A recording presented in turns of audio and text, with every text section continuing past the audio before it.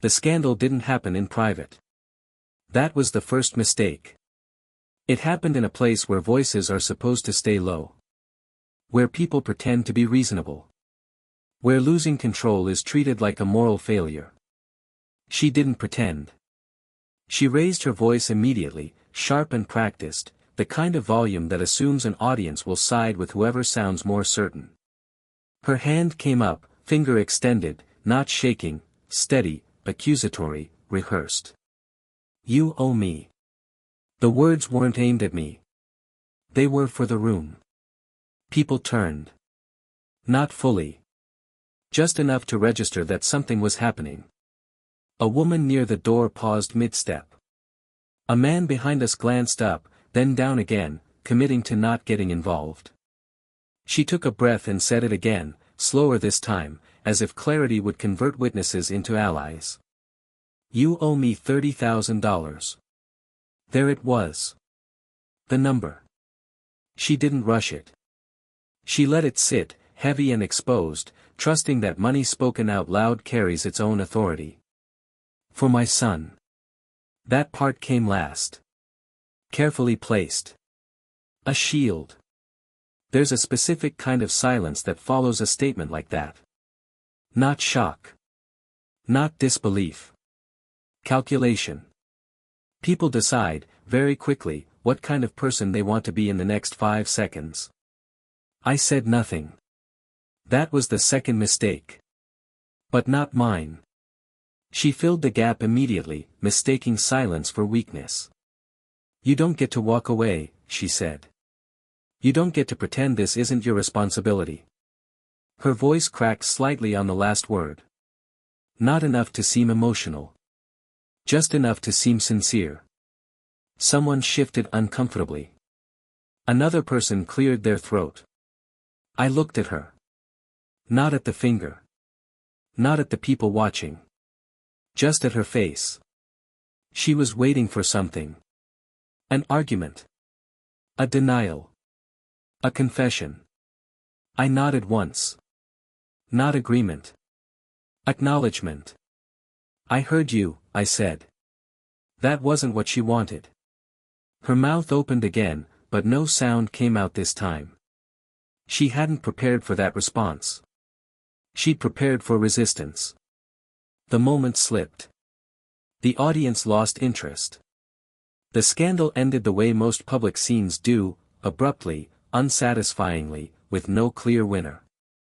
People resumed moving. Conversations restarted at slightly lower volumes, like a collective agreement to forget what had just happened. She walked away furious. Certain she'd made her point. I stayed where I was for a moment longer, long enough to notice my hands weren't shaking. Long enough to recognize the feeling settling in. Not anger. Alignment. The phone call came later that night. 2:07 a.m. Her name lit up the screen, unchanged, familiar, out of place in the quiet of the room. I let it ring until it stopped. Then again. And again. On the fourth attempt, I answered. Her voice was different now. Controlled. Intimate. As if the public version of her had never existed. I didn't mean for it to go like that, she said. I didn't respond. She continued anyway. I just panicked. You know how things are. I wouldn't ask if I didn't have to. There it was. The revision. She talked about expenses. About school. About how hard it is to do everything alone. She never said the amount again. She didn't need to. It was already lodged between us. I just need help, she said. That's all. I listened. Not passively. Precisely. When she finished, there was another pause. This one longer. Expectant. I'll think about it, I said. That was enough. The call ended shortly after. She didn't thank me. She assumed progress. I sat in the dark for a while after that. Not replaying the conversation, cataloging it. Tone. Timing. What she emphasized. What she avoided. This wasn't a request. It was an opening move. I hadn't planned to do anything that night. But sleep didn't feel appropriate anymore. I got up and went to the closet, pulled down a box I hadn't opened since the divorce. It wasn't hidden. Just unused. Inside were documents I'd kept out of habit, not intention. Old agreements. Copies of filings. Correspondence I'd never deleted because deleting felt like a decision. I spread them out on the table. The scandal replayed itself in my head, not emotionally, but structurally. The choice of location. The number spoken aloud. The appeal to witnesses. The shift in tone at night. This wasn't desperation. It was leverage. And leverage only works if you believe the other side has nothing better to use. I picked up my phone and opened my calendar. 2 days from now, I had nothing scheduled. That felt intentional. I didn't reply to her messages the next morning. Or the afternoon after that. I let the silence do what silence always does when someone expects noise. It clarifies positions. By the end of the second day, I knew exactly what she thought was happening. And I knew exactly what she didn't. By the third day, she stopped pretending. The messages changed tone, not content. Shorter. Sharper. Less narrative, more demand. Questions without question marks. Statements framed as inevitabilities. We need to resolve this. This can't wait. I don't know why you're doing this. I read them once. Then again, later, not to reconsider, but to confirm consistency. Silence unsettles people who rely on momentum. It removes their sense of pacing. They don't know whether to escalate or retreat, so they do both at once. That afternoon, she tried a different angle. She sent a photo. It wasn't recent. It wasn't dramatic. Just her son, sitting at a table, looking slightly away from the camera. Homework spread out in front of him. Ordinary. Carefully ordinary. No caption. That was deliberate. I stared at the image longer than necessary, not because it affected me, but because it revealed something about her strategy. She wasn't appealing to guilt. She was outsourcing it. I put the phone face down and went back to the documents. Divorce paperwork has a particular weight. Not emotional, procedural. Pages exist not to explain anything, but to fix things in place. Language designed to close doors quietly. I had read every page when we signed. Not because I was suspicious, but because I don't like loose ends pretending to be clean exits. At the time, it felt excessive. Now it felt preparatory. There was a clause I remembered clearly. One that had seemed almost unnecessary back then. A paragraph that addressed obligations explicitly, what was owed, what wasn't, and under what circumstances claims could be revisited. It wasn't dramatic. It wasn't aggressive. It was precise. I cross-referenced it with a later amendment she'd requested during mediation. One that her lawyer had insisted was standard. Something about future claims being handled through formal channels only. I remembered her impatience when I asked questions. Her insistence that we just get it done. I printed the relevant pages and placed them side by side. Not to admire them. To see alignment. That evening, she called again. Earlier this time. 9:43 p.m. I didn't answer. 10 minutes later, another message arrived. I don't want to do this the hard way. The phrasing was familiar. Not threatening enough to be actionable. Just enough to imply consequences without specifying them. I closed the messaging app. The next morning, I drove downtown. There are offices people go to when they want confrontation, loud buildings, visible counters, places designed to feel transactional. This wasn't one of those. The building I entered had no sign on the street. Just a small directory inside the lobby, names printed in clean, neutral font. No slogans. No promises. The receptionist didn't ask why I was there. She didn't need to. She handed me a clipboard and pointed to a chair. I waited. When my name was called, I followed her down a narrow hallway into an office that felt deliberately unfinished. Bare walls. No personal photos. A desk position so that neither side felt dominant. The man behind it didn't introduce himself immediately. He looked at me for a moment, assessing without curiosity. I handed him the papers. He read quietly. No raised eyebrows. No commentary. He turned a page. Then another. When he finally spoke, it was only to clarify dates. Has she made any formal request? He asked. No, I said. Any written demand through counsel? No. He nodded once. That was enough. He explained the process in simple terms. Not reassuring. Not dramatic. Just sequential. What would happen? In what order? With what documentation? He didn't ask what I wanted to do. He asked when. Tomorrow, I said. That afternoon, she sent one last message. If you don't respond, I'll assume you don't care what happens next. I read it, then deleted the thread. Not out of anger. Out of finality. The papers were filed before noon. Not a lawsuit. Not a dramatic escalation. A formal response to a demand that had never been made properly, asserting boundaries that already existed, requesting compliance with agreements she had signed herself. In short, paperwork. The kind people underestimate because it doesn't make noise.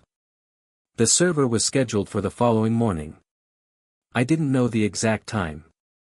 I didn't ask. That night, I slept normally.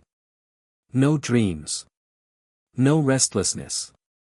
Just a sense that something had been placed back into its correct position. The next morning, I woke to a message. Sent at 6:18 a.m. What the hell is this? No punctuation.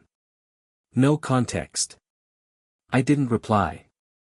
At 6:41, another message appeared. You didn't have to do this. That one made me pause, not because it was true, but because of what it revealed. She thought this was personal. It wasn't. By 7:10, she was calling. I let it ring. At 7:32, a final message arrived. We need to talk. Now. I turned the phone off and poured coffee I didn't drink. Through the window, the city moved the way it always does, indifferent, procedural, unconcerned with private urgencies. She had wanted urgency. She had created spectacle. What arrived instead was structure. And structure doesn't respond to emotion. She thought the papers were a message. That was the mistake. Messages can be argued with. Ignored. Rewritten. This wasn't a message. It was a process that had already moved past her. By mid-morning, she stopped calling. That told me more than the calls ever did. People don't go quiet when they're calm. They go quiet when they're recalculating. I went about my day deliberately. Not as distraction, as confirmation. Routine has a way of proving whether something still controls you. Meetings happened. Emails were answered. A conversation I barely listened to ended with my own voice responding correctly without effort. At 11:26 a.m., my phone vibrated. A voicemail. She hadn't left one in years. I didn't listen to it. Not yet. At 12:03, a second voicemail arrived. Shorter. At 12:17, a third. I still didn't listen. It wasn't avoidance. It was sequencing. The fourth message came as text. They came to my door. No punctuation. No explanation. Just that. I imagined the scene without effort. The knock. The pause. The polite neutrality. The way authority doesn't raise its voice because it doesn't need to. She had expected resistance. Negotiation. A chance to redirect. What she got was a form. I listened to the voicemails then. The first was anger. Loud, unfocused, searching for a target. The second was confusion. Questions asked too fast, answers demanded before they could exist. The third was quieter. Not apologetic. But closer to honest. I don't understand why you're doing this, she said. This is excessive. That word stayed with me. Excessive. People say it when the scale of response doesn't match the story they've been telling themselves. I didn't reply. The afternoon passed without contact. That, too, mattered. When people believe something can still be fixed through conversation, they talk. When they realize conversation no longer matters, they stop. At 4:42 p.m., an unfamiliar number called. I answered.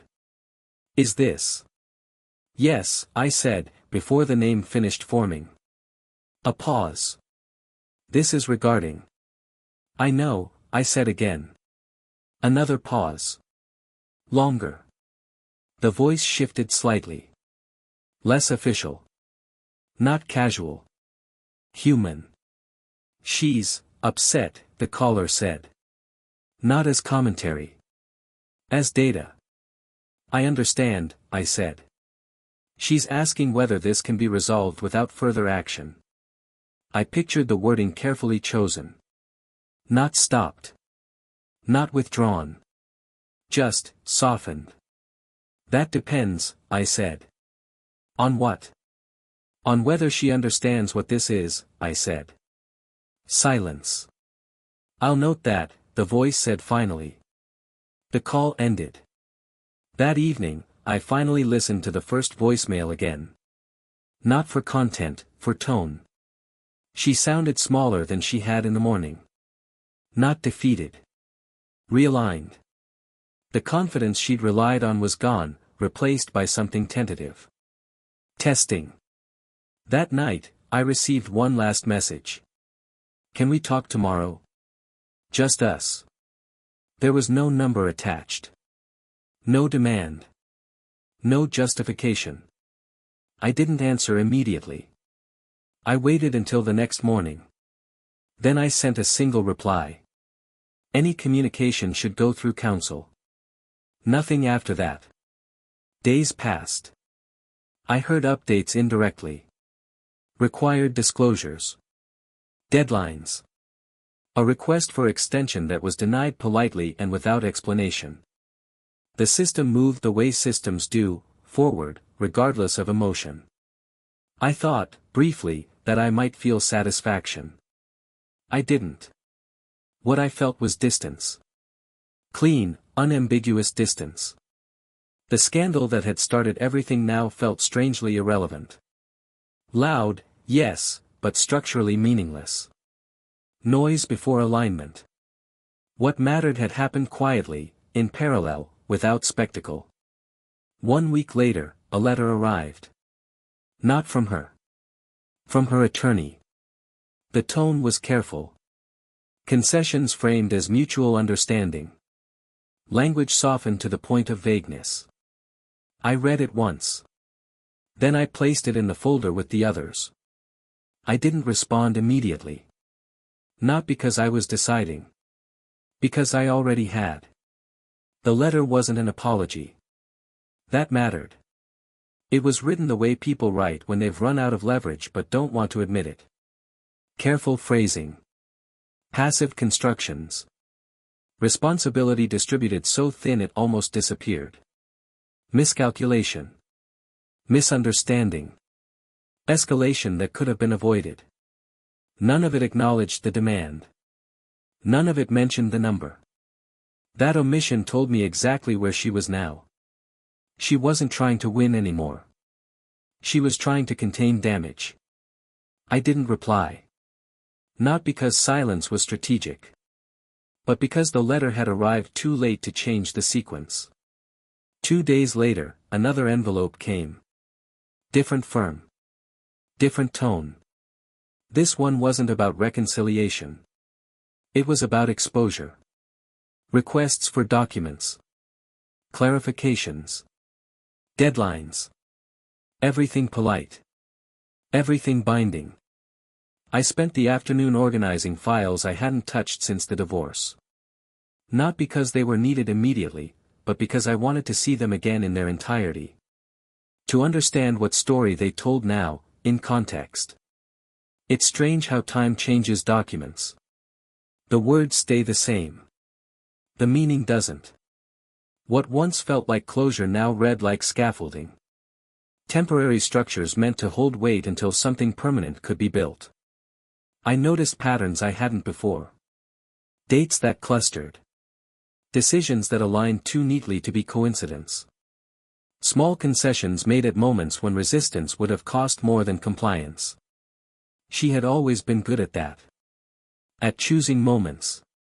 She just hadn't expected someone else to start choosing them too. The first real consequence arrived quietly. Her request for an extension was denied again. No explanation. No commentary. Just a new date that didn't move. That was when she reached out indirectly. A mutual acquaintance called. Someone we both trusted, or used to. The conversation started casually, then drifted, then landed exactly where it had been designed to. She's under a lot of stress, the voice said. Asking if there's any flexibility. I listened. Didn't interrupt. There's concern about how this might affect everyone involved. That word again. Everyone. I understand, I said, when the voice finally stopped. There was relief on the other end.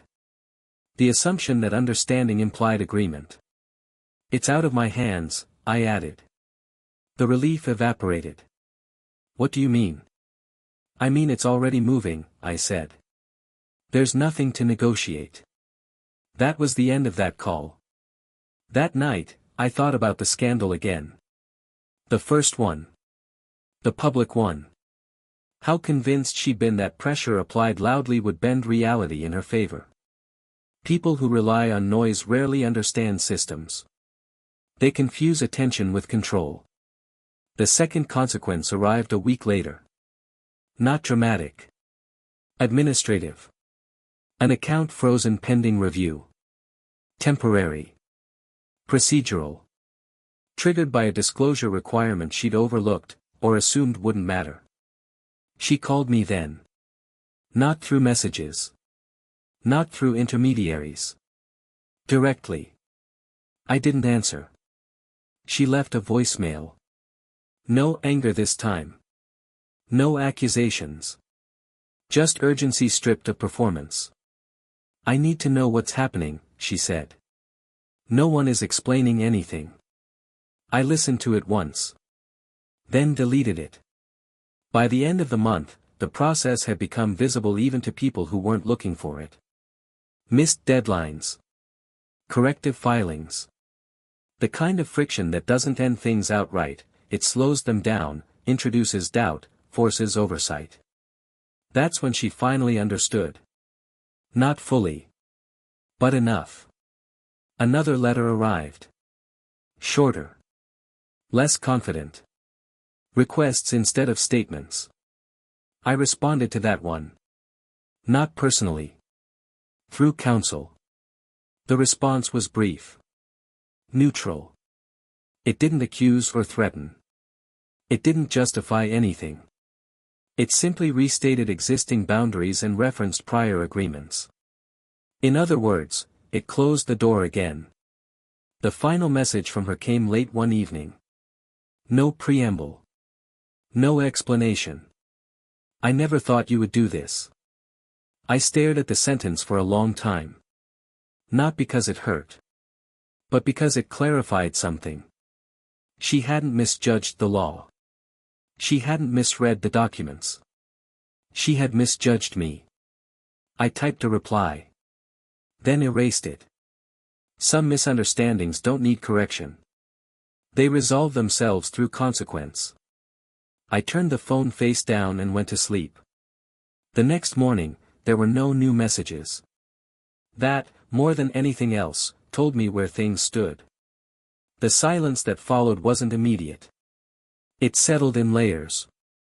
At first, there were still procedural echoes, notices, confirmations, automated updates sent because systems don't stop just because people do. Then those slowed. Then they ended. What remained wasn't relief. It was absence. Not the kind that feels hollow. The kind that feels resolved. Weeks passed. I stopped checking my phone as often. Not deliberately. It just stopped occurring to me. The urgency that had once shaped my attention had burned itself out, leaving no residue. Occasionally, something would surface. A name mentioned in passing. A mutual acquaintance choosing their words more carefully than usual. A brief pause in conversation that didn't need to be filled. I never asked questions. People reveal more when they assume you already know.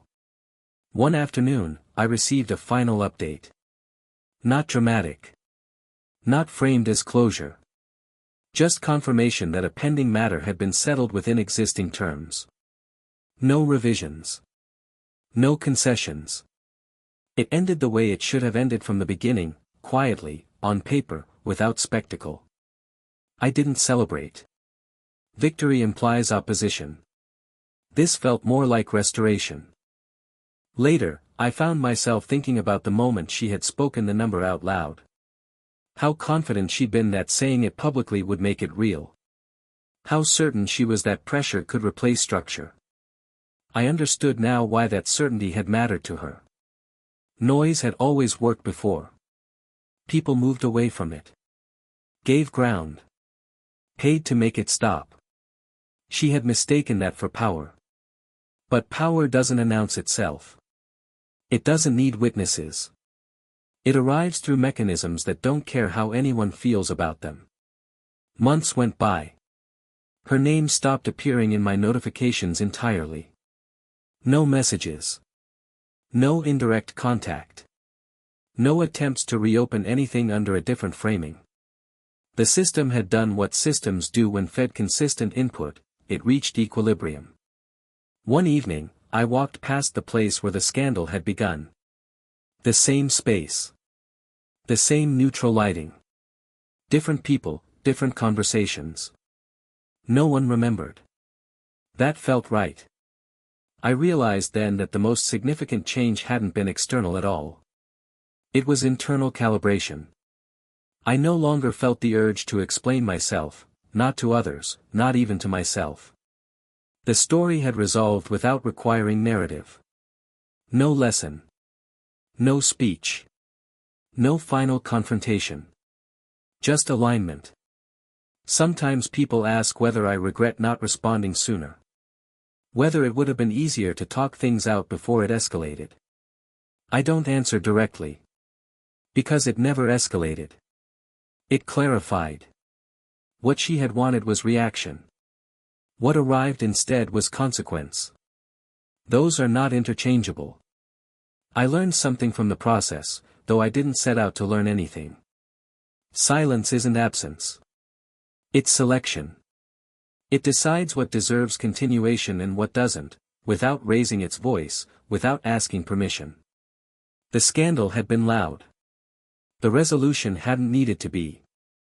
And when everything was finally over, when there was nothing left to wait for or anticipate, I noticed something simple and unexpected. The quiet felt earned. Not imposed. Not forced. Earned. Some people mistake silence for surrender. They only do it once. Time did what it always does when no one interferes. It normalized everything. The memory of the scandal flattened first. The edges dulled. The sound of her voice in that room lost its sharpness, like a recording played too many times until the emotion decays and only cadence remains. I could recall the facts without reliving them. That was new. A year earlier, that wouldn't have been possible. The process had left no visible scar. No ongoing dispute.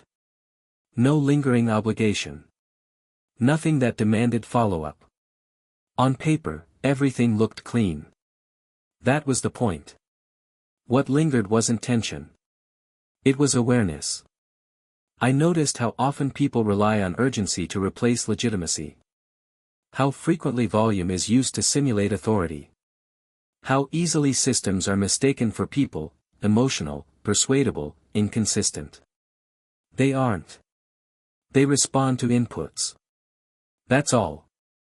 I thought about her sometimes. Not with resentment. Not even with curiosity. More like one thinks about a former address, a place that once mattered, now irrelevant to navigation. Occasionally, I'd hear fragments. Second-hand. Unsolicited. She didn't expect it to go that far. She thought you'd just talk. She didn't know it worked like that. None of those statements contradicted each other. They all pointed to the same miscalculation. She had believed proximity equaled influence. History equaled leverage. Emotion equaled exemption. The system didn't recognize any of those currencies. I never corrected the narrative. Let people assume what they needed to.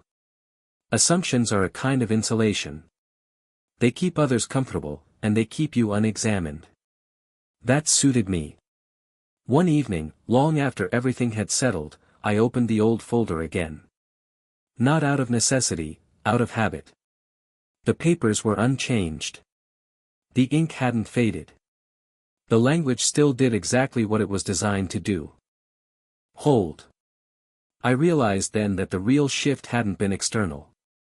The legal process had been almost incidental. What mattered was this. I no longer confused explanation with resolution. In the past, I would have tried to make myself understood. To clarify intent. To correct perception. To ensure the other person got it. That impulse was gone. Not suppressed. Extinguished. Some people think restraint is weakness because they've never seen what happens when it's applied consistently. They assume silence is indecision because they've only experienced it as avoidance. They don't know what it looks like when silence is chosen. I had learned that difference the moment I didn't answer the first call.